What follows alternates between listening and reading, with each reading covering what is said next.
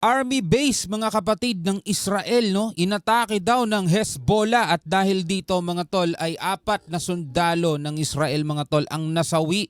Naku po, at ito'y nagpataas na naman ng tensyon, no, dito sa rehiyon mga kapatid at naku po, ewan ko kung anong magiging sagot dito ng Israel. Pero bago natin to simulan, huwag mong kalimutan mag-subscribe, click mo na rin ang notification bell mga kapatid at magbibigay na naman tayo ng reaction, video and commentary. Ang balitang to ay mula rito sa WION mga tol. Ayon nga rito sa title, no, Israel-Hezbollah war, Hezbollah drone, no, slammed into military training camp, no? Sabing ganon mga kapatid at 4 nga na sundalo ang nasawi daw mga tol.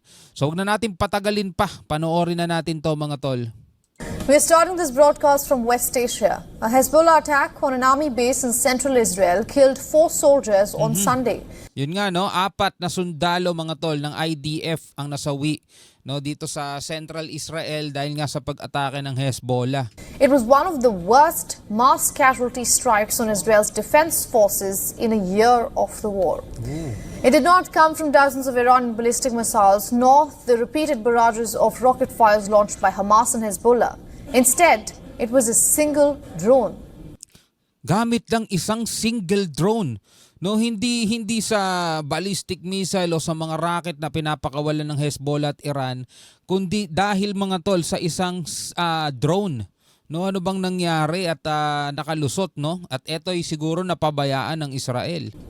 Hezbollah called the attack at the Golani Brigade near Binyamina city a retaliation for Israeli strikes on Beirut. And as per reports, the drone slammed into a mess hall at a military training camp deep inside Israel.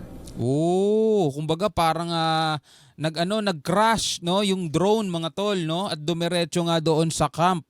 Ito daw ay retaliation ng Hezbollah dahil sa pag-atake ng Israel dito sa Beirut, no, Lebanon.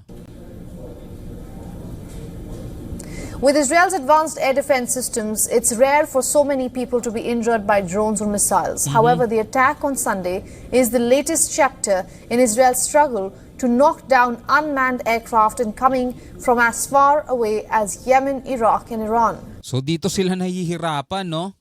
Kahit meron silang air defense mga tol, dito sila nahihirapan.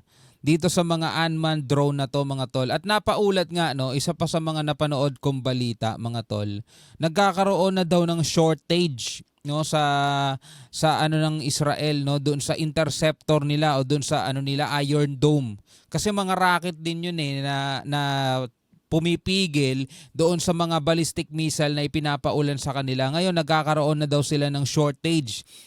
At kapag ang Iran halimbawa nagpakawala ng libu-libong mga ballistic missile, ay baka hindi kayanin ng Israel yung ganong karaming missile at talagang mapipinsala sila ng husto.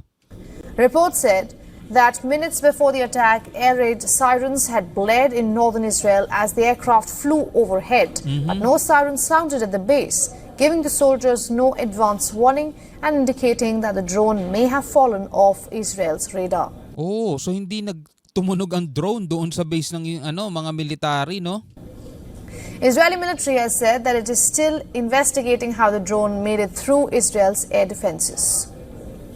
So kahit sila mismo nagulantang paano nakapasok yung drone no, nag-alarm daw sa lahat ng lugar nung nakitang ng radar na may paparating na mga drone, pero dun mismo sa military base, no, walang nag-alarm. At nagulat nga sila at nagulantang dahil dun sa mga pangyayari. We will learn and we will investigate the incident about how an unmanned air vehicle infiltrated Israeli airspace without warning and hit a base here. The UAV threat is a threat that we have faced since the beginning of the war. We are required to provide better protection. We will investigate this incident. We will learn and improve our role to better protect our soldiers and the citizens of the state of Israel. So sablay, no? Sablay sila. According to security officials, drones are harder to detect for a number of reasons. One, they fly slowly and often include plastic components. Oh. So isa 'yun sa mga dahilan. No, nahihirapan yung kanilang radar na ma-detect ang drone dahil nga sa maraming dahilan, isa na daw dun yung mabagal kasi ang paglipad at saka may mga plastic components. They also have a weaker thermal footprint with radar systems than powerful rockets and missiles. The trajectory is also harder to track. Drones can have roundabout flight paths and can come from any direction, fly lower to the ground, and because they are much smaller than rockets, can also be mistaken for birds. Oh, dahil nga mas maliit kaysa sa rocket, mas mabagal, tapos may plastic at mas mababaw yung thermal heat niya. Minsan napagkakamalan pang birds, no? So yun yung mga dahilan na sinisilip nila kung paano nga nakalusot mga tol yung drone na yon at nagulantang ang Israel sa ataking gano'n ng Hezbollah at 4 na mga sundalo nila ang nasawi. Ran Kochav, a former head of the Israeli military's Aerial Defense Command, has said that drones have become a real threat.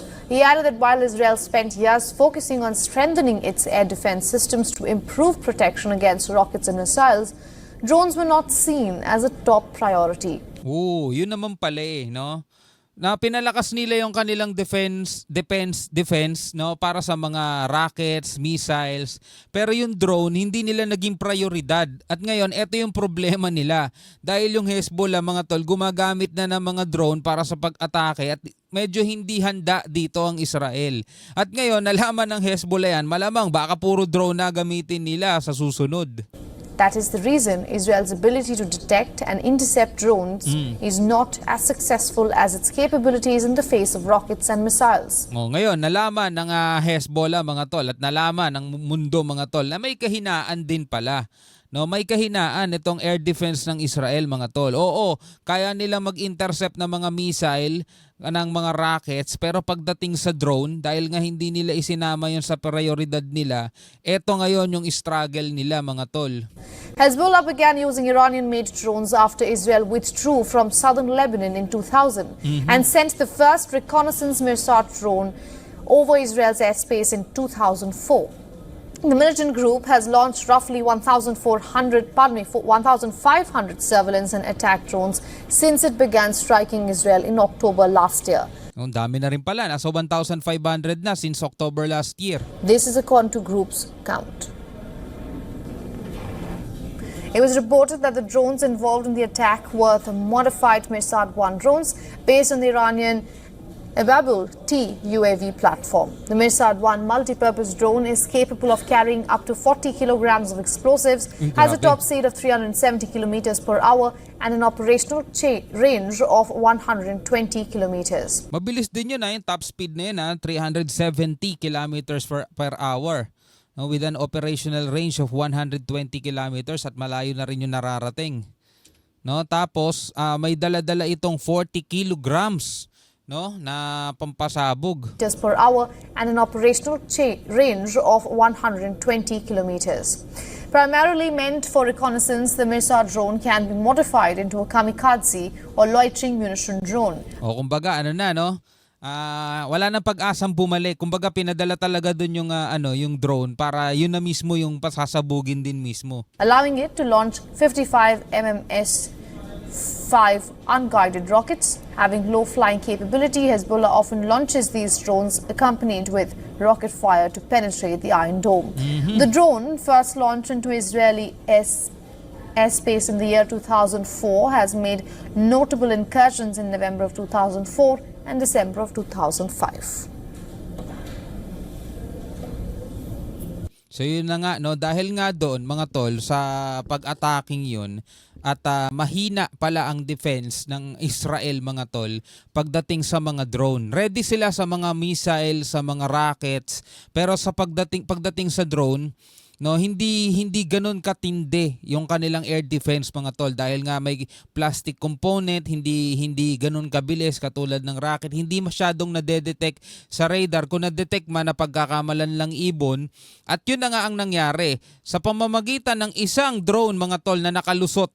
Ayun, 4 na kanilang mga sundalo ang nasawi mga tol, Bad trip na bad trip ang Israel dito at hindi natin alam kung ano ang kanilang magiging tugon. Pero isa lang ang nasisigurado natin mga tol, mukhang malabo pang mahinto itong mga kaguluhan dito sa gitnang silangan. Anyway mga kapatid, bilang isang tao at dito tao sa mundo, anong masasabi mo rito? Comment ka na lamang sa ibaba. Hanggang sa muli, ako nga pala si Shobal D. Peace out.